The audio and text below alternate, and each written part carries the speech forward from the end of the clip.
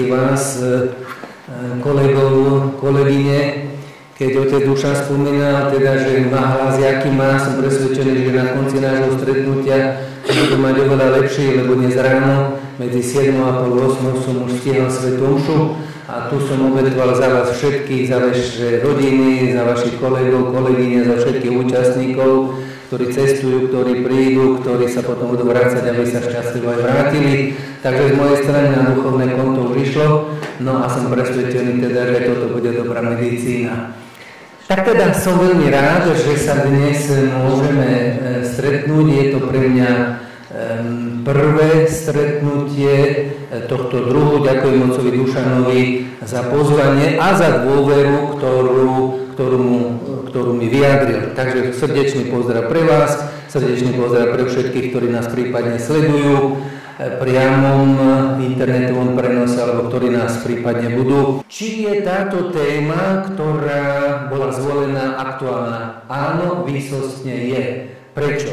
Keď už teda dikastérium pre učenie viery sa tomu venovalo istý čas, ako na to poukážeme neskôr, keď to dikastérium pripravuje stanovisko pre celý svet, to je veľmi vážna záležitosť, tak teda je to mimoriadne vážne, aktuálne, pretože táto deklarácia sa zaoberá naozaj takými kľúčovými otázkami dneška, ktoré majú rozhodujúci význam aj pre náš životný štýl, pre našu kultúru, pre našu mentalitu, aj na Slovensku, aj na celom svete. Pretože od stanoviska k týmto kľúčovým otázkam závisí pečať, akú dáme kultúre, čiže akú mentalitu budeme podporovať, čo budeme žiť, či to bude kultúra alebo mentalita prijatia života, alebo teda či to bude tá opačná kultúra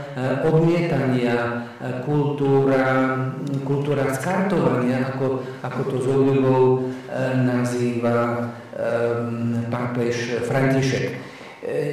Nevýhodou z mojej strany je, že som akože prvým rečníkom, takže teda dúfam, že vás nebudem uspávať, že to prinesie to, čo sa žiada. Štruktúra deklarácie, je tam veľmi zaujímavý predhovor, ktorý si tak v stručnosti predstavíme, potom ako každý dokument má úvod, má záver a teda 4 kapitoly.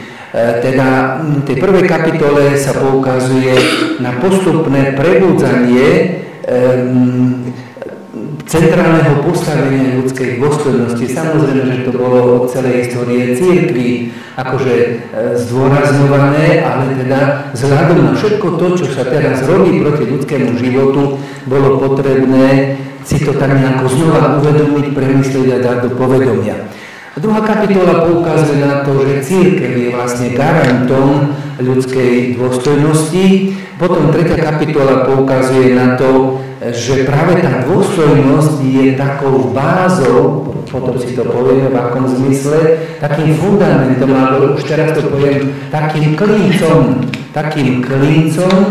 pre problematiku ľudských práv. Klincom, na ktorý sa zavesí obrázok. Tým obrázkom sú ľudské práva. A potom štvrtá a taká najkonkrétnejšia kapitola sa venuje tým takým vážnym porušovaniam ľudskej dôstojnosti alebo teda zločinom proti ľudskému životu. Čo sa týka predhovoru, tak dávam do povedomia ten jeden dátum, máres 2019, kedy vtedajšia kongregácia pre náuku viery sa rozhodla, že treba nejaký dokument ohľadom tejto problematiky. Takže toto si fixujme, máres 2019. No a potom sa tam popisujú postupné kroky, ktoré viedli k zrodu tejto deklarácie. Prvý náčrt bol už koncom toho istého roku 2019, ale bolo to hodnotené ako nedostatočné, ako slabé. Bolo to hodnotené takou užšou skupinou kongregácie, užším konzultom. Potom sa pripravil nový náčrt, už až v roku teda 2021 prečo, lebo do toho už potom prišla pandémia, tak zrejme tá pandémia posunula prípravu a toto všetko, čo s dokumentom súviselo. Potom v januári 2022 bolo plenárne zasadanie kongregácie, kde sa poukázalo na to, že text treba skrátiť, treba zjednodušiť. Potom po roku znova sa to hodnotilo, ďalšie úpravy textu boli nutné. No a potom maj 2023, čiže po 4 rokoch, tak teda kongregácia usúdila, medzi tým sa to zmenilo na dikasterium, ako sa volá teraz, čiže dikasterium pre učenie viery, že už by to mohlo byť publikované. No dobré, ale toto, čo má byť publikované, treba ukázať pápežovi. Prefekt išiel za Svätým Otcom a ten povedal, nie celkom. Prečo? Lebo teda medzi tým už vyšla encyklika Všetci sme bratia, Fratelli Tutti v roku 2020 a Svätý Otec si želal, aby určité témy boli výslovne zabudované do tejto deklarácie, ako chulostivá otázka chudoby, migrantov, násilie voči ženám, vojna a iné. No tak teda znovu sa dali do štúdia, ako teda zosúľadiť tú encykliku Fratelli Tutti s pripravovanou deklaráciou. Pripravil sa nový text, no a potom už v marci 2024 dikasterium schválilo terajší text, prefekt dikasteria išiel za Svätým Otcom, ktorý to aproboval, súhlasil s publikovaním a takto 2. apríla 2024 bol text publikovaný. Keď si všimnete, ten dátum je pomerne ľahký, 24 na začiatku, 24 na konci, medzi tým dvojka 0, čiže 2. apríla 2024 bola publikovaná táto deklarácia, ktorú máme už aj v slovenčine. No, len teda poukážeme na ešte inú skutočnosť, tá súvisí s Európskym parlamentom. Aj v Európskom parlamente dozrievala určitá pozícia, určité stanovisko, ktorému predchádzalo vyhlásenie terajšieho francúzskeho prezidenta Macrona, neskôr francúzskeho parlamentu, že totiž potrat má byť uznaný ako základné ľudské právo, nielen teda pre obyvateľov Francúzska, ale Európsky parlament to dal ako také odporúčanie aj členským krajinám Európskej únie. Ako sa na to dívať? Čo to je? To je vyšenutie zdravého rozumu. Právo musí chrániť niečo pozitívne, niečo hodnotné. Nemôže existovať tzv. Právo, ktoré dovoluje zabíjať. To je chore, to je zvrátené, to je pomýlené. Čiže vidíte, aj francúzsky prezident, aj francúzsky parlament, ale aj Európsky parlament to odporúčali. Je to náhoda? Nie. Toto je druhá stránka mince.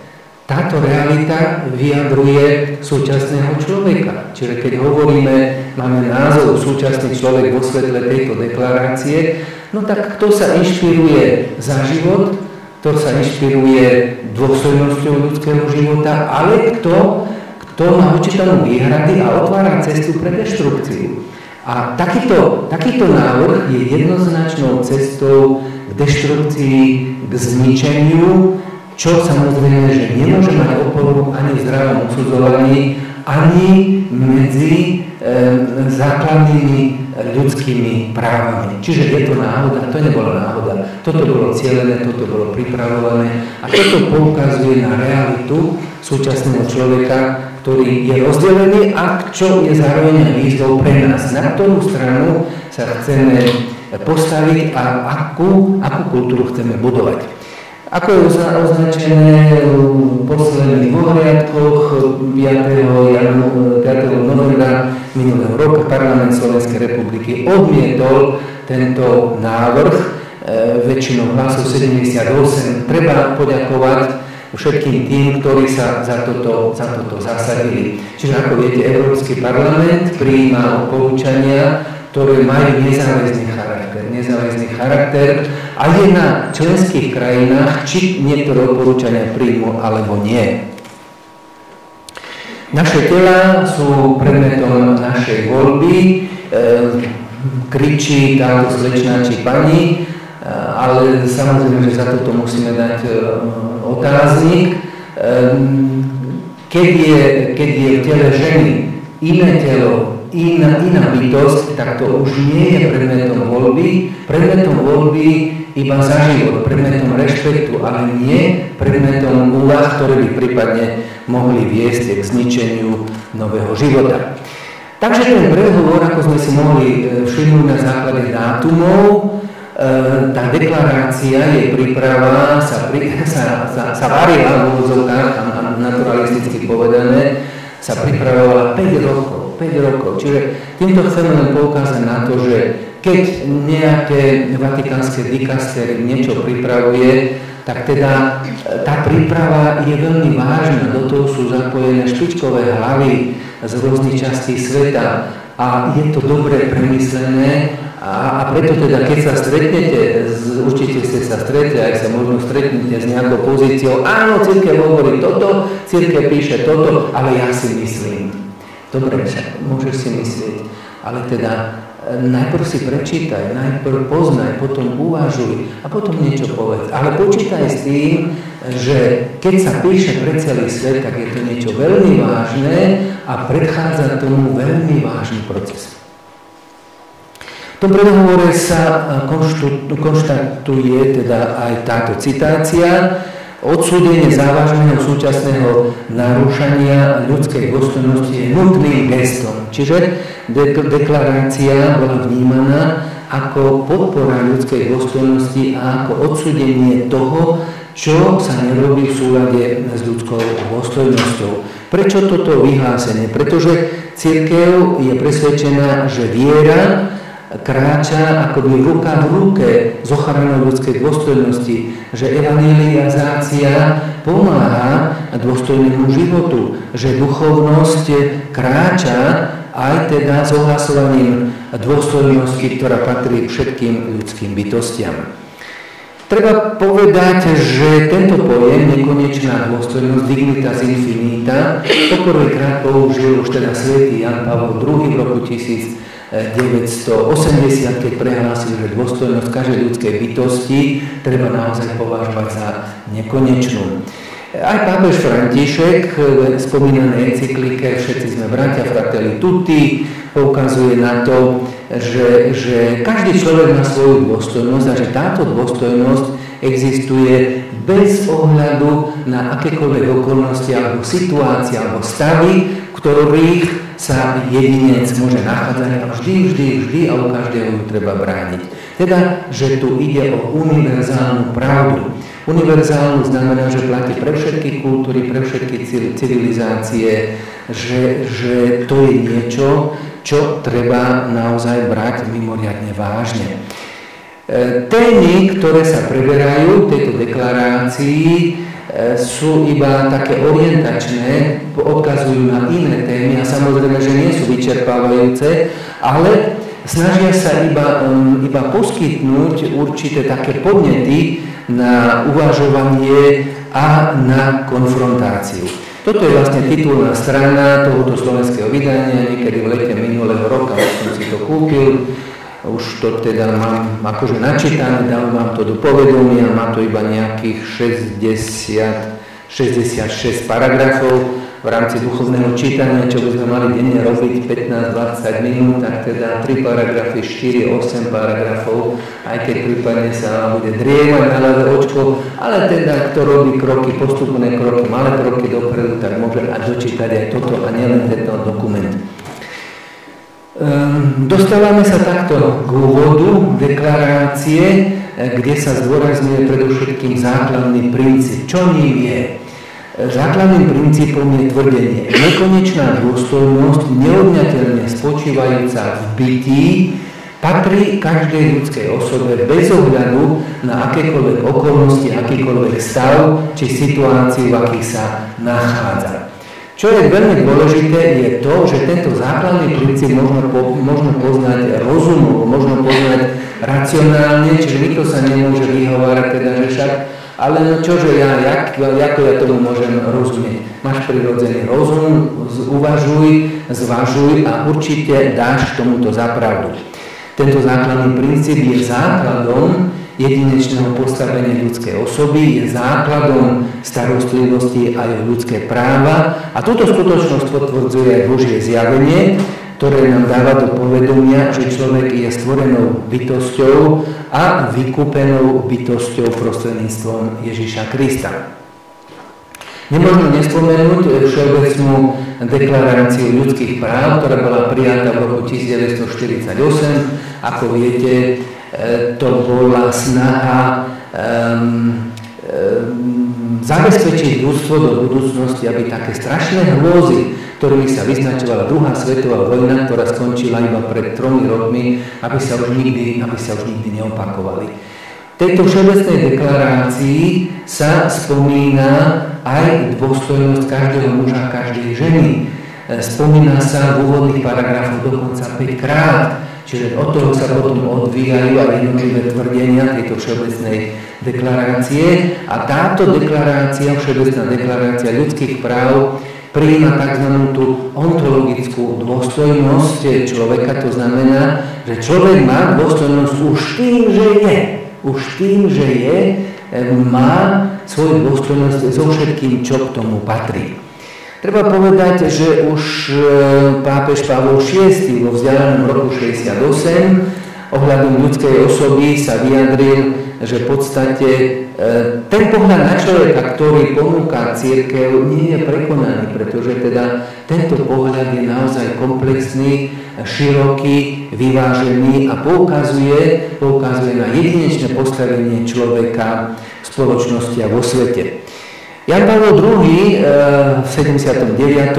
roku poukázal na to, že ľudská dôstojnosť predstavuje evanjeliovú hodnotu, ktorú nemožno prehliadať alebo teda podceňovať bez vážnej urážky Boha Stvoriteľa. Aj Benedikt XVI venoval pozornosť tejto otázke, keď poukázal na to, že dôstojnosť osoby je základný princíp, ktorý úzko súvisí s vierou. A samozrejme aj terajší pápež František na začiatku svojho pôsobenia ako pápež poukázal na to, že Boh nekonečne miluje každú ľudskú bytosť a tým jej dáva nekonečnú dôstojnosť. A čo je veľmi dôležité, je to, že človek má rovnakú dôstojnosť v každom období svojho života a toto platí pre každého jedinca ľudskej osobnosti, ľudskej spoločnosti. Aby sme tomu lepšie rozumeli, tak teda dôstojnosť sa uvádza v 4 významoch. My v tejto deklarácii hovoríme o tzv. Tej ontologickej alebo bytostnej dôstojnosti, ktorá súvisí so stvorením. Každú osobu chcel a chce, stvoril a miluje Boh.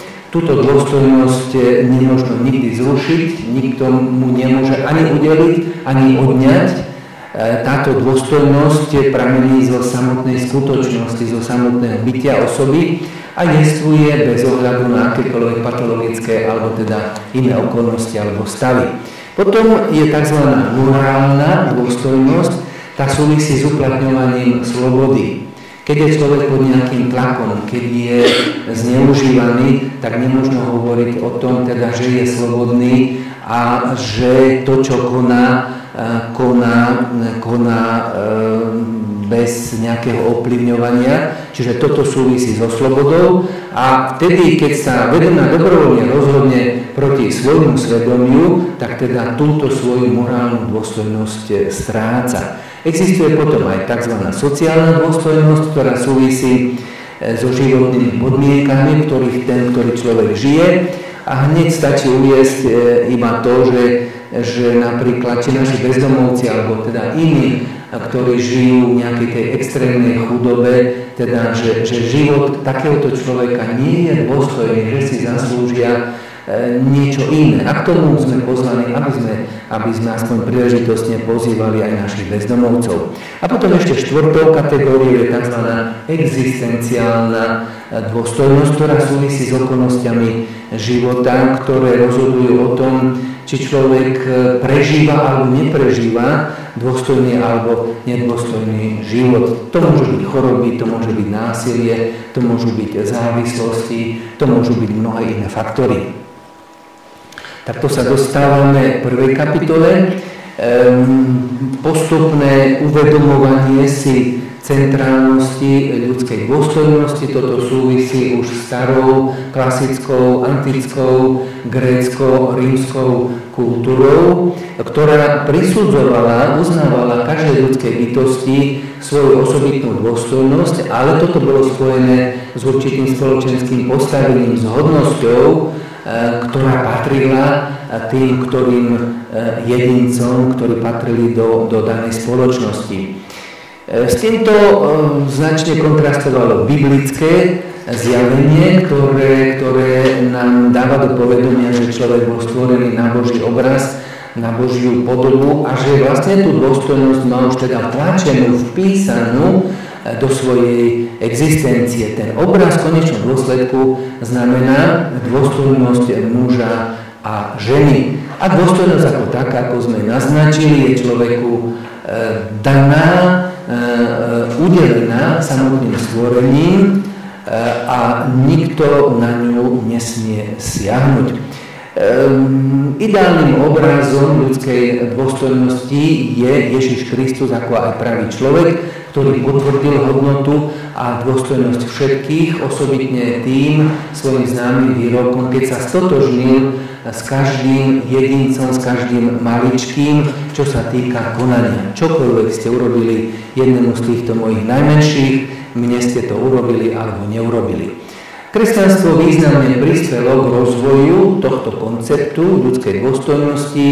Možno spomenúť cirkevných otcov, ktorí vypracovali tú klasickú kresťanskú antropológiu, potom predovšetkým príspevok stredoveku, ktorý vypracoval definíciu osoby. Nemožno obísť svätého Tomáša Akvinského, ako vidíte, je človekom 13. storočia. Od neho máme aj definíciu osoby. Osoba znamená to, čo je najvznešenejšie v celom vesmíre, to je bytie rozumovej prirodzenosti. Čiže keď sa pozriete doprava alebo doľava, tak váš sused alebo susedka je vlastne vrcholom vesmíru. Každý z nás je oveľa dokonalejší než ten obrovský makrokozmos, ktorý postupne nám pomáhajú spoznávať a objavovať či Webbov alebo Hubbleho teleskop, alebo teda iné družice, ktoré nám prinášajú obrázky, na ktorými žasneme. Čiže prečo je to také obrovské, prečo je to také krásne? Áno je, ale nech by sme o tom poznali ešte viac. Človek je ešte viac ako tento celý obrovský makrokozmos, v ktorom my sme takmer nič. Ale v tom takmer nič, na tej matičkej zemi, každý z nás je väčší ako celý ten makrokozmos. Kresťanskí filozofi, alebo teda personalisti 20. storočia veľmi prispeli k rozvoju tohto pojmu, predovšetkým vzhľadom na vzťahy. Ľudské bytie je relačné, je sociálne, je vo vzťahoch, je s inými a pre iných. Teda osoba, či v podobe muža, mladenca, dievčaťa, ženy, je to vlastne najkrajšie, najvznešenejšie, najvyššie v stvorenom svete. Čo sa týka súčasného ponímania, významný príspevok preto dal druhý Vatikánsky koncil, keď poukázal na to, že každej ľudskej osobe patrí výnimočná dôstojnosť, pretože prevyšuje všetky ostatné veci a jej práva a povinnosti sú všeobecné a nedotknuteľné. Ako je známe, druhý Vatikánsky koncil aj prijal vyhlásenie o ľudskej dôstojnosti, ktoré je z roku 65.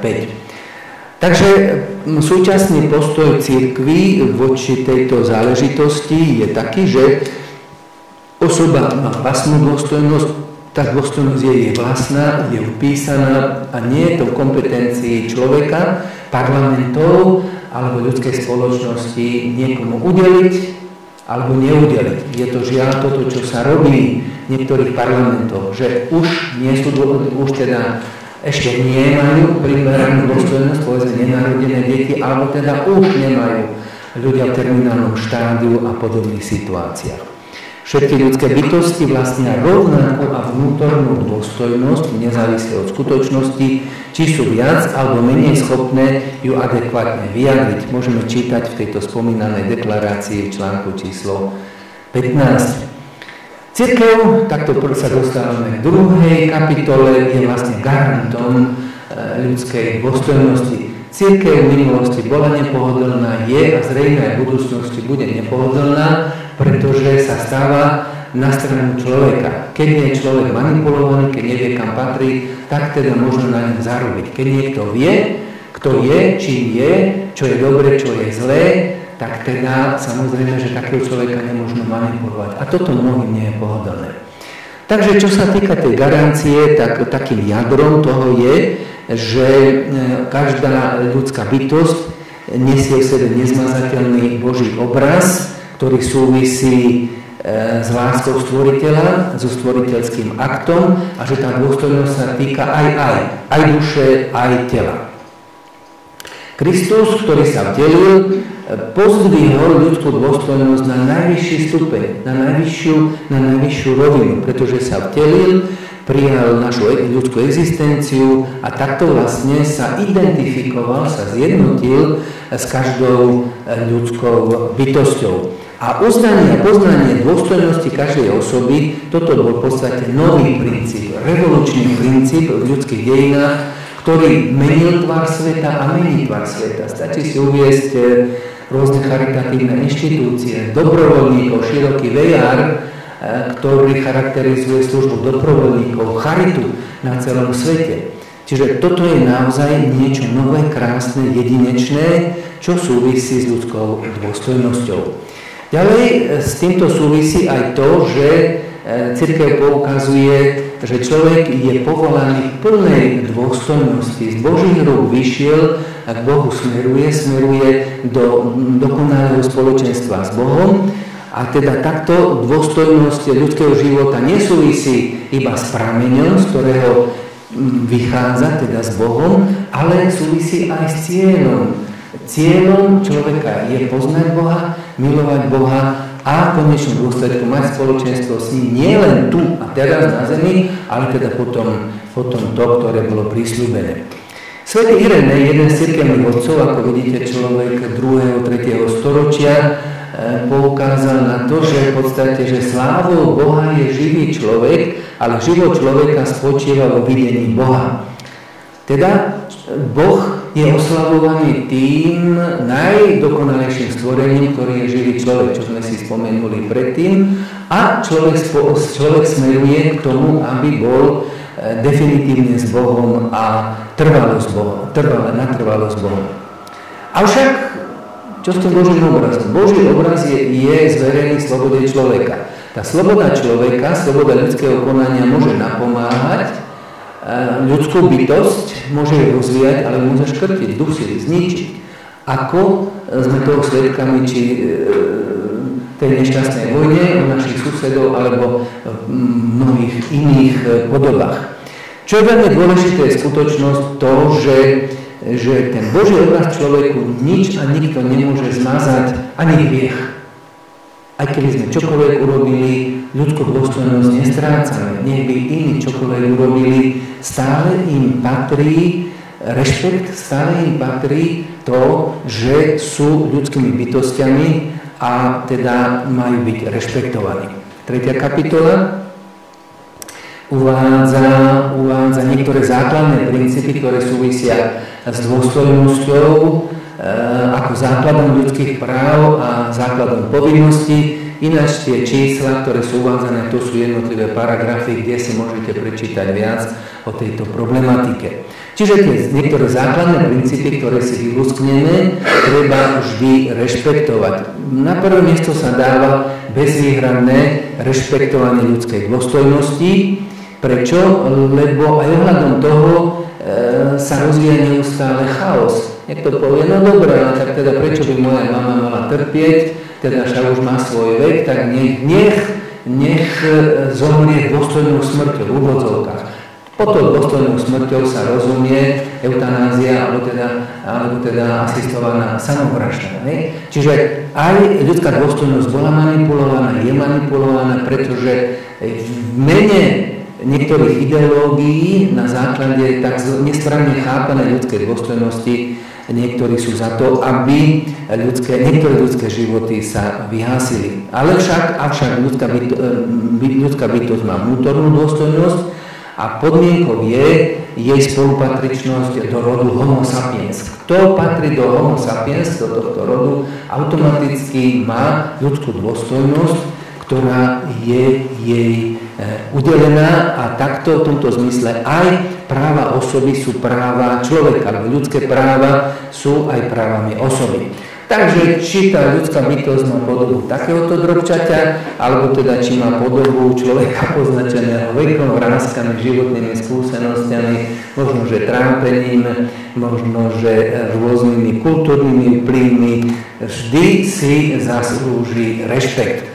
Objektívne odvolanie sa na ľudskú slobodu, v mene ľudskej slobody sa pretlačajú aj nové práva, ako sme to naznačili na začiatku, tzv. Právo na potrat, ktoré samozrejme také a podobné návrhy protirečia základnému právu na život.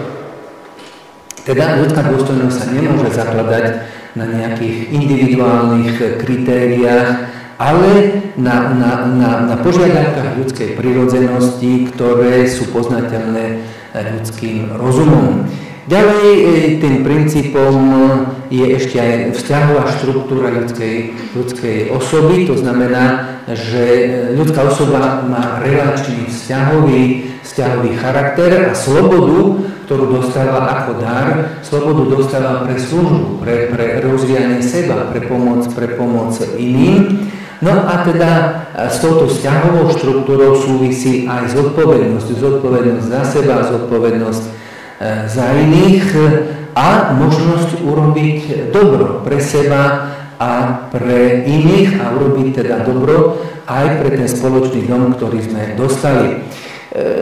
Iba takéto symbolické dva obrázky, lastovičky, ktoré poznáme teda z našich domov a z nášho prostredia, vedia naozaj perfektne sa postarať o svoje potomstvo a teda prispievajú k zveladeniu životného prostredia, kdežto ten pravý obrázok poukazuje na nejaké dymiace smetisko, na ktoré žiaľ prichádzajú teda aj nejaké dievčatá, zrejme poslané alebo vybité. Vidíte, tá prvá z nich popredí plače, ale teda zrejme musí v tom neľudskom, nedôstojnom prostredí hľadať nejaké zvyčky, ktoré prípadne by mohli pomôcť jej alebo teda jej rodine. Posledným z tých základných princípov je oslobodenie človeka od morálnej a sociálnej podmienenosti. Súvisí to predovšetkým so slobodou, ako s mimoriadnym Božím darom a zápas za odstranenie rôznych foriem nespravodlivosti. Takto sa dostávame na koniec 3. kapitoly, keď sa pýtame na dôsledky a na rôzne výzvy. Čiže keď tak orientačne si premietneme dejiny ľudstva, môžeme si položiť otázku, naozaj dosvedčujú pokrok v chápaní dôstojnosti a slobody osôb? Žiaľ nie. Stačí si uviesť iba toto, že len chirurgických klasických potratov na celom svete sa vykoná nejakých 40 až 60 miliónov ročne. Pritom druhá svetová vojna, ako viete, mala nejakých 50 miliónov až 70 miliónov ľudských strát. Čiže inými slovami, súčasné ľudstvo vyrobí oveľa viac ľudských obetí a ešte k tomu samozrejme treba pripočítať všelijaké chemické, teda potraty v dôsledku chemických prostriedkov a mnohé iné veci, na ktoré nie je čas. Teda treba znova do centra postaviť ľudskú dôstojnosť a ohľadom toho už sa teda aj pozorujú rôzne tendencie, ktoré napríklad smerujú na definitívne odstránenie rasizmu, otroctva, na primeranú dôstojnosť pre ženy, deti, pre chorých a samozrejme, že s týmto kráča akoby ruka v ruke aj základné právo na náboženskú slobodu. Takto sa dostávame v 4. kapitole, ktorá nám ponúka nejakých 13 oblastí, ktorých sa mimoriadne vážne porušuje ľudská dôstojnosť, alebo 13 okruhov zločinov, ktorými je postihnuté súčasné ľudstvo a za ktoré je zodpovedný aj súčasný človek. Samozrejme, že nie všetci, ale každý podľa svojho príslušného zadelenia. Takže čo tu patrí? Môžeme si to iba heslovite vymenovať vzhľadom na čas, čiže chudoba, vojny, migranti a celá škála problémov, ktorá s migráciou súvisí, predaj ľudí, obchodovanie s ľuďmi, sexuálne zneužívanie, násilie na ženách, nešťastná otázka potratu, náhradné materstvo, eutanázia, asistovaná samovražda, marginalizácia ľudí s postihnutím, teória rodu, zmena pohlavia, digitálne násilie. Niekto by mohol povedať, no dobré, ako sa ma to týka. Každého z nás sa to v určitej miere týka, teda vás ako profesionálov na poli farmácie, predovšetkým otázka potratu, teda vydávať, nevydávať, určité preparáty, ktoré môžu viesť k zničeniu ľudského života. Otázka eutanázia, asistovanej samovraždy. V Rakúsku prijali zákon o asistovanej samovražde, ktorá sa môže robiť, ale nemôže sa robiť v zdravotníckych zariadeniach. Prečo? Lebo asistovaná samovražda sa nepovažuje za liečebný úkon. Chvála Bohu, že sa nepovažuje. Ale môžu si vypýtať lieky, môžu prepísať lieky a tieto lieky môžu použiť príslušní ľudia v domácom prostredí. Čiže nie doma, ale teda v domácom prostredí, alebo teda v nejakých tých iných zariadeniach, ktoré to uznávajú. A preto ľudia sa boja ísť do nejakých štátnych zariadení, aby sa im toto nestalo a chcú ísť radšej do cirkevných zariadení. Takto sa dostávame k záveru, v ktorom sa cituje pápež František, že vlastne zápojenosť, alebo teda zaangažovanosť za ľudské práva sa nikdy nekončí.